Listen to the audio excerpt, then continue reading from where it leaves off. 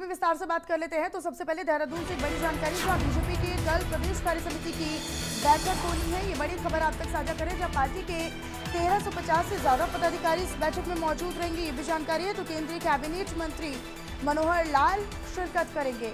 मुख्यमंत्री पुष्कर सिंह धामी भी बैठक का हिस्सा रहेंगे। तो बीजेपी प्रदेश अध्यक्ष महेंद्र भट्ट भी बैठक में शामिल होने वाले हैं। जानकारी के अनुसार लोकसभा चुनाव में उत्कृष्ट प्रदर्शन करने वाले कार्यकर्ताओं को भी सम्मानित किए जाने की जानकारी है। तो ये बड़ी खबर फिलहाल आप तक साझा कर रहे हैं, जहां कल प्रदेश कार्य समिति की बड़ी बैठक होनी है। दरअसल आज भी बीजेपी की प्रदेश कार्य समिति की बैठक उत्तर प्रदेश में चल रही है, लखनऊ में चल रही है, लेकिन कल उत्तराखंड में यानी देहरादून में कल ये बैठक होने वाली है। तो बीजेपी की कल प्रदेश कार्य समिति की बड़ी बैठक होने वाली है, जिसमें तमाम पदाधिकारी समेत नेता भी मौजूद रहेंगे। 1350 से ज्यादा पदाधिकारी इस बैठक का हिस्सा रह सकते हैं, ये जानकारी है। जानकारी के अनुसार कैबिनेट मंत्री मनोहर लाल भी मुख्य तौर पर इसमें मौजूदगी दर्ज करवाएंगे।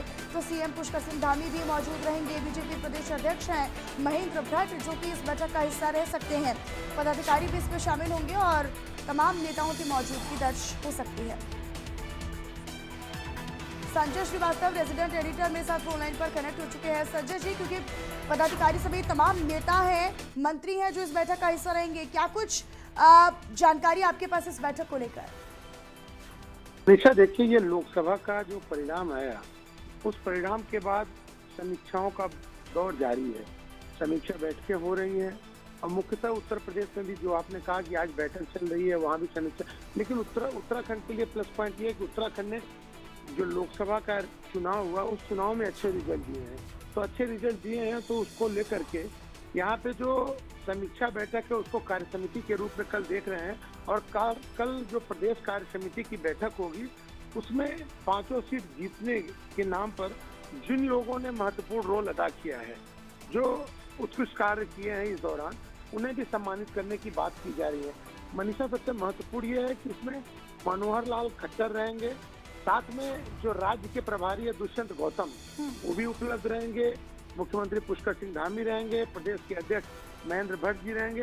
तो सबके सामने जो कार्य समिति की बैठक होगी, और उस बैठक में जिन जिन पदाधिकारियों ने अच्छे काम किया है, उन्हें प्रोत्साहित करने के लिए संजय जी, प्रोत्साहन तो किया जाना चाहिए, क्योंकि कार्यकर्ता तभी अच्छा और बेहतर अपना उत्कृष्ट कार्य कर पाएंगे जब उन्हें प्रोत्साहित किया जाता है, जब उनकी हौसला अफजाई की जाएगी। लेकिन इससे इतर ये काफी चिंता का सबब हो जाता है कि जिस उत्तराखंड में जिन 2 विधानसभा सीटों के उपचुनाव के नतीजे कल आए हैं, उन पर पूरी तरीके से जोर आजमाइश करती हुई बीजेपी नजर आई। लेकिन उसके बावजूद भी हम ये कहेंगे कि कांग्रेस के हाथ ये जीत लगी है, तो उसको लेकर अब चिंता का सबब बीजेपी के लिए हो सकता है क्या? उसको लेकर भी चर्चा होगी?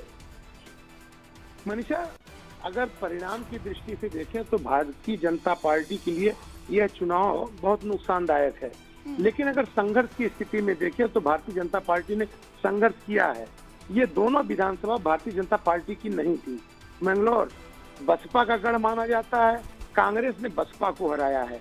और जो बद्रीनाथ सीट है, बद्रीनाथ सीट पे भारतीय जनता पार्टी की तरफ से जो लड़ रहे थे राजेंद्र भंडारी, उनका अपना भी रुतबा था, अपना भी क्षेत्र है। लेकिन इस हार को भारतीय जनता पार्टी से ज्यादा राजेंद्र भंडारी की हार के रूप में देखा जा रहा है, क्योंकि राजेंद्र भंडारी कांग्रेस के विधायक थे और कांग्रेस के विधायक होते हुए लोकसभा चुनाव के पहले भारतीय जनता पार्टी में चले गए थे।